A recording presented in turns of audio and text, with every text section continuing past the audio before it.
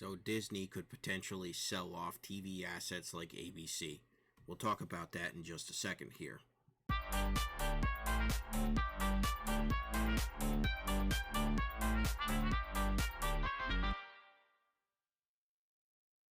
According to this article from Forbes on July 13th, 2023, Disney might sell off TV assets like ABC, CEO Bob Iger says. Disney CEO Bob Iger did not rule out selling off some of the entertainment giant's linear TV assets in an interview on CNBC, Thursday, as the company struggles to transition from the traditional television model to streaming. Disney owns a number of TV properties, including broadcaster ABC and cable networks like National Geographic and FX, which Iger left open the possibility of selling. Iger said the properties may not be core to Disney and that the company would be objective about their future, though he didn't explicitly say the networks would be sold. Iger, who previously worked as a senior ABC executive, said linear TV clearly is a business that's going to continue to struggle, and the business model is definitely broken. I would disagree with that, by the way. However, Iger made an exception for ESPN, the sports media giant Disney has owned since 1996, saying, quote, "We're looking at ESPN very differently," unquote. He explained that many of the transformational forces brought by new technology that have rocked the television industry have had a much different effect on ESPN, which he said actually benefited from the changing industry. Iger's interview comes amid a transformational period for the TV industry. In July 2022, streaming services like Netflix, Disney Plus, and Peacock overtook traditional linear television as the most common way people consume television. According to data from Nielsen, a forecast by PwC released in June predicts that the industry will lose $30 billion in subscription and advertising revenue by 2027, as more viewers tune out and payments from cable companies decline. However, the transition to streaming could be rocky. The company's streaming services still lose money, while its linear networks remain profitable. Though streaming losses have been narrowed somewhat in flagship services, Disney Plus faces stiff competition from other platforms. Disney is also negotiating to buy Comcast's 33% stake in Hulu, giving it full control over the streaming service. Meanwhile, Iger's statements on ESPN could work to silence rumors and predictions from analysts, following calls from one activist investor to spin off ESPN. So they've got a couple interesting facts, and I think, so basically, in that interview, Iger didn't come out and basically say, we're going to sell ABC. What he said was, we're open to it. Now, I made a video a while back talking about how one of the options for ABC was Disney selling it, and that they should sell it. And the reason that they should sell ABC is because it is, at this point, not their priority. It is not a priority to them, even though it should be, because you have to remember that ABC is still a free over-the-air network available to wide varieties of people throughout America. You can get so many eyes on ABC because it is a free over-the-air network. Anybody can get ABC if they've got a TV and a television tuner. Now, the question remains who would buy ABC, because who wants a TV network in this streaming era? And the answer is independent broadcast groups like Sinclair and Hearst and so on. I think those would be the ones. The ones who already own the majority of ABC affiliates would most likely make bids for it. That's what I would predict. And I think that they could honestly do a better job, or they could do worse. I mean, who honestly knows at this point? But I do know I like ABC. For those who are old enough to remember what ABC used to be, some of you remember ABC before I was born. I was born in 92, so you remember it way better than I do. But ABC used to be a hub for multiple genres of television, made-for-television movies, The Wonderful World of Disney on Sundays. It was great. It was a wonderful network. It really was good. Then, by the 2010s, it started to decline. It only had a couple of breakout hits like Modern Family, Last Man Standing, and more recently, I think, Blackish, which I don't really care for. The last one that I watched on there was Last Man Standing, and then it moved to Fox because people complained. And Disney adopted all their horrible stances that they have now. ABC is no longer interested in being a primarily sitcom-centered network with game shows and news programs and the occasional sports. They still do the occasional sports, the live sports, but What dominates the network now are shows like The Good Doctor, The Bachelor and Bachelorette, their news programs, The View. Unfortunately, they need to get rid of The View. I'm sorry. They just need to cancel that show. Who is still watching that show that they've got contracts to still have it on the air? I don't understand. Who is still watching The View? Can anybody explain that to me? Does anybody like The View? I have yet to meet a single person who not only watches but likes The View. I don't get it. They need to get rid of The View. But they've got Good Morning America, which fine, that's a relatively neutral news program, I would say, but then they got 2020, they've got Shark Tank, they've got a couple of more game shows, that sort of thing. They're investing in more. They've got a new one called Generation Gap with Kelly Ripa that's pretty decent. I saw it the other night, and it wasn't bad. I wasn't blown out of the water by it. I do like Kelly Ripa. I think she's a really good presenter, and she's very friendly. She comes across as very friendly and nice. But other than that, I keep looking for sitcoms. I look for, say, Saturday morning cartoons for the kids or afternoon cartoon blocks for the kids. There's nothing. And they could have those things. The only reason they don't have those things now is because back when cable became a thing, Disney put all of its eggs into the Disney and ABC Family channels. And then ABC Family started shifting its programming by the mid-2000s to be quote-unquote targeted programming of specifically teenagers and young adults, and it started getting kind of raunchy. They created The Secret Life of the American Teenager, and I would rather they didn't. I made the mistake of actually watching that show, and it's as bad as it sounds. But as far as sitcoms were concerned, Disney moved all of their sitcom content to the Disney Channel, which is funny because now the Disney Channel doesn't seem to have a single sitcom on there. It's all moved to Disney Plus. They don't even simulcast stuff, which with ABC, I will give them credit. They simulcast a lot of those shows to Hulu. But with the Disney Channel, they simulcast some stuff to their smaller streaming service, Disney Now, and to On Demand, which is similar. But they don't seem to have anything like a Sweet Life of Zack and Cody or a Hannah Montana or a That's So Raven or even older stuff like an Even Stevens. All of that style of sitcom is gone. There's none of those. It's just animated stuff, which, as a fan of animation, I won't necessarily complain, but it just doesn't make sense why they abandoned that model to begin with or shifted it just to Disney Plus when Disney Plus is performing so poorly. They were so overconfident in Disney Plus, and Iger wants Disney Plus. What he's saying about linear broadcast TV is absolutely not true. It is not a broken model.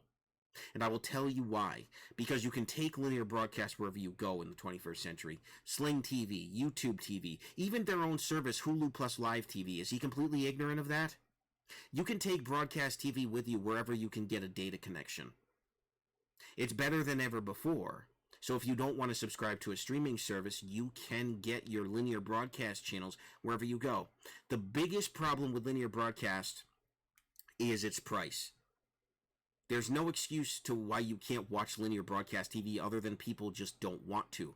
They find it inconvenient to have to wait for their programs, which makes sense. That's why streaming took off, because it's basically standalone on demand. That's all streaming is, with an internet connection on demand. But I think the best deal is to have both linear broadcast channels and on demand, so that way you can catch something live and have the experience of catching it live, and that sort of, I don't want to call it theatrical, but the entertainment living room experience that you can have with the commercials and with the bumpers and with the promos for the new shows. That's what TV has. You're not going to get commercial breaks that have promos for new episodes of new shows on streaming unless they do an ad-based model, and people aren't going to pay for a model that has ads. That's the other advantage of streaming, is it doesn't have ads.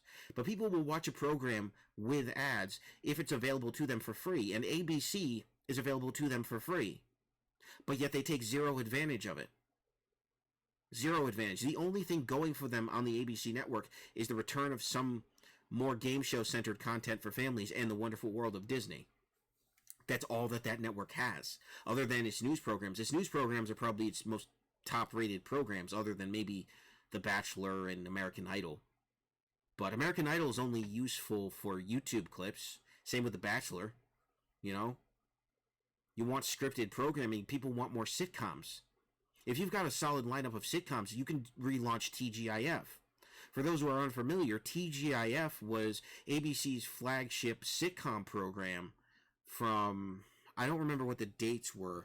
Let's actually look it up together while we're still here. We'll do it on Wikipedia because they have the info. All right, here we go. ABC TGIF. Original run was September 22nd, 1989. The second run was September 26th, 2003. And then the third run was 2018. They tried to run it at least 3 separate times. By the time they ran it the third time, it wasn't even close to being what TGIF is known for. And the logo you see is the third incarnation logo. But what the original TGIF was from 1989 to 2003, or from 1989 to 2000 according to this, it was a lineup of, I want to say 3 or 4 sitcoms on Friday night. It was 2 hours. And so that's 4 sitcoms because each one is a half hour. So you had shows like Full House, Boy Meets World, Family Matters, and Step by Step. I think you had Growing Pains. They swapped some in and out as time went on because some obviously ran out. I think the longest running one for a while was Boy Meets World. And then I don't know what the others were, but they had a solid lineup of sitcoms that drew people to the network and skyrocketed ratings because it was a family night and they had a presentation. The people who were in the shows, they sometimes hosted, sometimes they had a generic host with a presentation. It was just fun. And then they got rid of it in 2000, then they brought it back, but it wasn't the same because the sitcoms weren't the same. The sitcoms had a different feel to them. And they just completely gave up on the concept of the family sitcom in the early to mid 2000s because the hot demographics were young adults and teenagers because all the kids networks were taking off on cable. So they had to do whatever they could to keep up with cable. And that's what they ended up doing is they made more raunchy adult style sitcoms, and that was what they were kind of known for. And then they got rid of even those, so now it's just drama, reality, and news. That's it. It's just drama, reality, game shows, and news/talk shows. That's it. And the occasional sports and on Sunday's Wonderful World of Disney.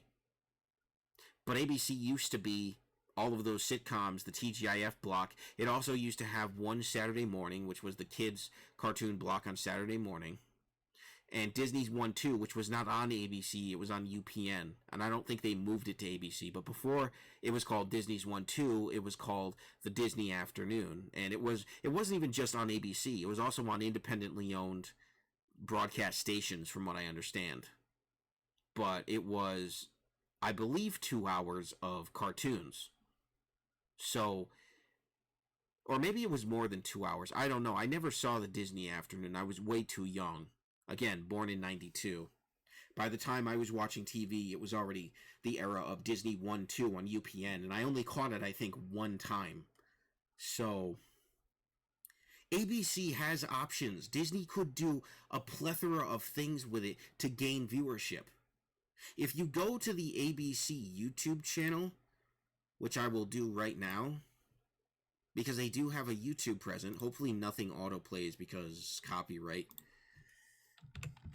But you go to the ABC YouTube channel.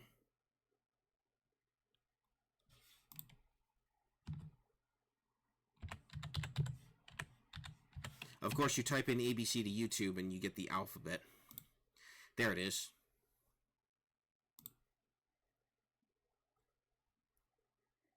And their top video, The Golden Bachelor to be revealed, a promo for The Golden Bachelor, is 660 views. Their top video is 2,100 something plus views. Nothing is even close to 1 million views. They've got something that's got 4,000 views. I look at this as a metric of people's interest in ABC programming.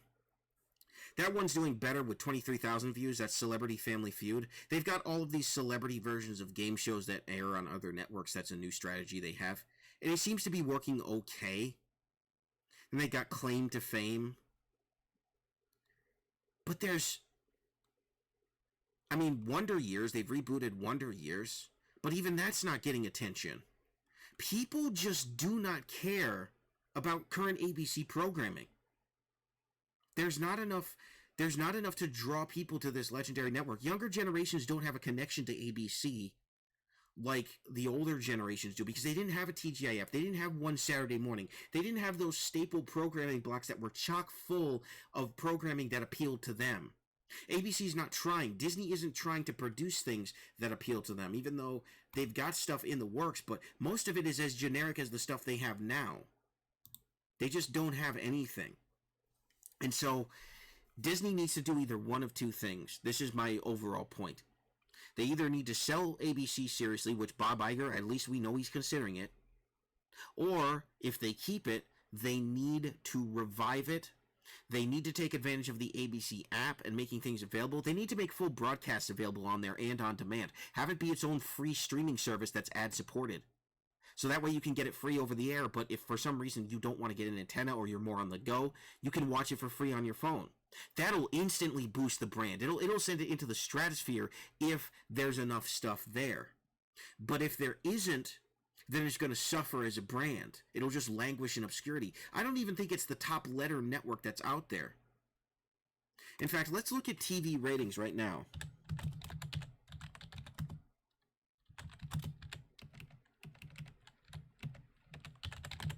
TV network ratings. It's third in the ratings. It's just above Fox, which surprises me because Fox has a lot. But it's not even second place. It's third overall. If they want that number one spot, they need to work for it, and they're not willing to work for it. Fox News is in fifth. ESPN is in sixth. I don't know why he's bragging about ESPN. It's not even in the top ratings. I mean, it's not even in the top... It's not even in the top 5. It's just outside. It's in the top 10. Okay, this is from Variety. They're saying that ESPN won. G4 lost. Then 3,867 viewers for ABC compared to 5,148 viewers to NBC. That's embarrassing for Disney. They're not even trying. They really aren't. They just do not care. And then as far as overall cable networks, let's see what FX is up there, so that's decent, I guess. But ESPN2, where's ESPN1? ESPN1 is in the 6th. That's right. I already went over that. My mistake. But that's really all they've got. Where's Disney Channel? Where is Disney Channel? FXX is 53. I watch FXX regularly because they own FX and FXX. But where's Freeform and Disney Channel? Family Entertainment TV is number 56. I don't think I have that. Disney Junior, here we go, 74. Wow, that's pathetic. That's a preschool network. Disney Channel, 77. Pathetic. Absolutely pathetic. Let's see. Where is Freeform? Because that used to be their heavy hitter as well. Freeform. Oh my gosh, I'm having to scroll down to find this thing. Is Freeform even on here? I don't think it is. I may have gone over it because of the way this is. I'm getting tired. My eyes are getting very weird. Freeform. Where are you?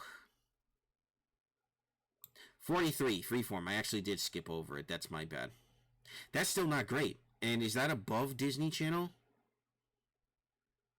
It is.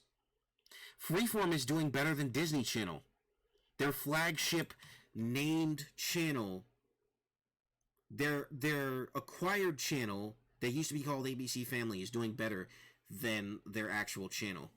But none of their channels are really doing good. Outside of, ABC, you can argue because it's in the top 5, but it's not even number 1. So they're not doing good. They need to do a whole lot better. And my suggestion Not that they'll ever listen to me, but what I think they should do, they should focus on rebuilding ABC into the brand that it once was and having that variety and then promoting that variety over here on their YouTube channel and spreading it out. But bring back stuff like TGIF. Bring back One Saturday Morning. Because if you go based on this YouTube engagement, nobody cares about any of these programs. The Golden Bachelor trailer only has 660 views. That's horrible for a trailer. That's horrible because it means people aren't talking about it. People don't care about it. The engagement just isn't there. They can't, as a network, keep going with these one-time events because really what's carrying the network is the news programs, the award shows. In fact, let's look before we actually end the video. Top rated ABC programs.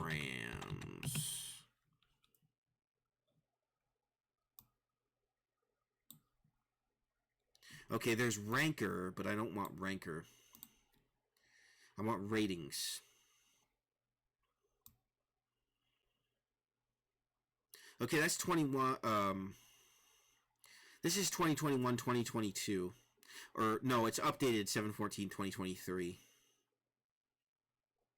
Summer 2023 shows. Okay, here we go. Number 1 is Generation Gap. Like I said, I saw that. Not too bad. Number 2, Celebrity Family Feud. Number 3, Claim to Fame. Number 4, The Bachelorette. Number 5, The Prank Panel. Number 6, Steve Harvey Show. Number 7, $100,000 Pyramid. And number 8, The Wonder Years.